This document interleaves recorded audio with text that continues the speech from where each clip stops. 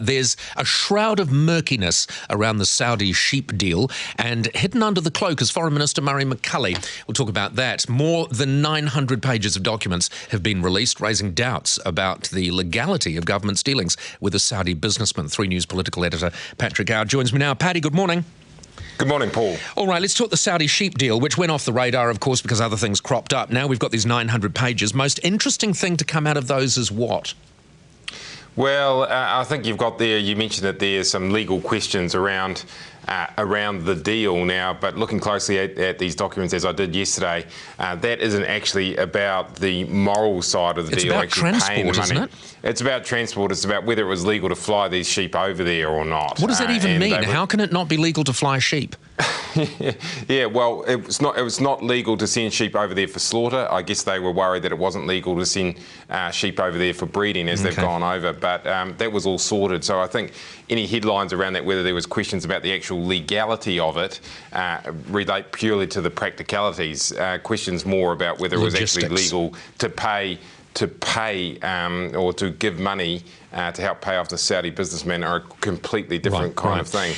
And I think actually looking at these documents yesterday, it's relatively clear cut. This either you're on the side of this deal saying they had to sort this out no matter what. This Saudi businessman was going to block any kind of free trade deal. Murray McCully had to do a dodgy deal. That's all good. Or you're on the other side, which is this is dodgy. We should never have done this deal. You know, bugger the free trade agreement with Saudi Arabia. It's a really clear-cut thing. It's the trade version of the Sky City deal. I mean, is it though? But is it a dodgy deal? I suppose that's what I want to know. Do the experts believe that this is actually a dodgy deal? I think the only way that it's really, really, really dodgy is that they weren't upfront about it. They didn't just come out and say, hey, we've got this major issue. The Saudi businessman, he feels really hacked off with New Zealand because we stopped live sheep exports. He's holding up a whole free trade deal with a number of countries because he knows the Crown Prince and King of Saudi Arabia.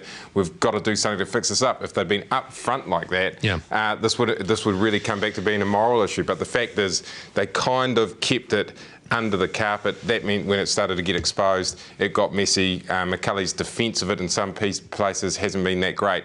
But whether it's actually dodgy or corrupt or anything like that, I don't think so. OK. And the government is saying, hey, this wasn't our problem anyway, we're just tidying up someone else's mess. Murray McCully will escape this? I mean, there'll be nothing sticking to him? Yeah, and you've got to hand it to Murray McCully. Finally releases these documents just after he's finished his stint chairing the Security Council, in the middle of a recess while the Prime Minister's up in Rarotonga. He really is the Dark Prince. He's as cunning as it gets, and McCully has survived this. And also, McCully has actually, opened up dealings with Saudi Arabia. He'll get a little pat on the back from John Key over this, I'm sure.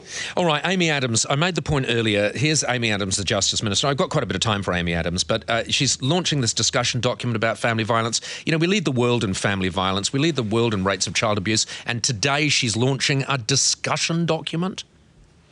Yeah, I mean, it's just a softening up process, isn't it, for maybe some big changes down the way. It's just the old clash. It's the old kind of classic political technique. Throw a few ideas out there. I actually think you'll see some more changes here. It doesn't hurt, Paul, to continue leading the world and things like this. This is great. And, I think we'll see some more funding as well. The Prime Minister hinting this week, more funding for domestic violence. And this is what's called, you don't hear a lot about it, the investment approach. It's a Bill English thing. It's where they put money at the top of the cliff. Basically, they say, look, better to invest now in stopping domestic violence rather than pay for all the problems it causes down the track. If it works, that's fine. We've yet to see anything work, though. We've yet to see anything work, and God knows we're throwing enough money at it now. I mean, maybe we need more sticks and a few less carrots. I don't know. And finally, people are likening the Solid Energy thing to Kiwi Rail and New Zealand Post, but Solid Energy is a little bit different. The government are just going to have to cut this loose, aren't they? And it's just going to have to sink. They really want to cut it loose. They really want to get rid of it. The problem for them is the perception of letting a big business, a big employer, go down on the West Coast in this winter of discontent economically. Practically, the government want this thing gone. They want the banks to move in there, but they don't want the perception that they're letting a big employer collapse. It's quite a difficult one for them. But look, we've poured over $100 million of taxpayers' money into this, trying to bail it out. We're going to lose all of that. The money has to stop, but the government has to find some sort of solution where they don't look evil and awful canning a big employer on the coast in the middle of this terrible economic winter. Paddy, thank you very much. Paddy Gower, 3 News political editor, back again at the same time next week.